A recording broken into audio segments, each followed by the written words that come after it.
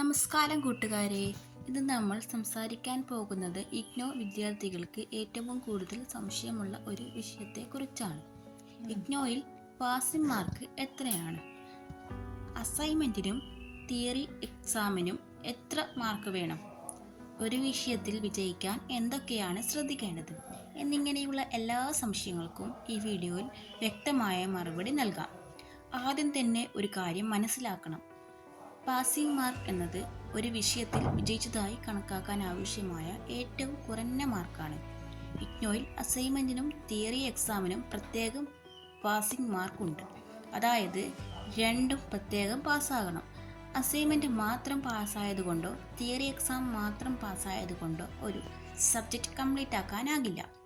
സാധാരണയായി ബാച്ചിലർ പ്രോഗ്രാമുകളിൽ അസൈൻമെൻറ്റിനും theory എക്സാമിനും 35% mark ലഭിച്ചാൽ പാസ്സായതായി കണക്കാക്കും.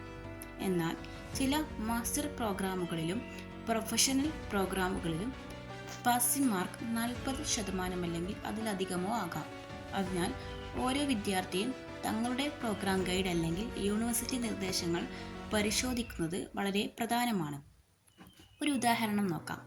നിങ്ങൾ തിയറി എക്സാമിൽ പാസിംഗ് മാർക്ക് നേടിയെങ്കിലും അസൈൻമെൻറ്റിൽ ഫെയിലായാൽ ആ സബ്ജക്റ്റ് കംപ്ലീറ്റ് ആകില്ല.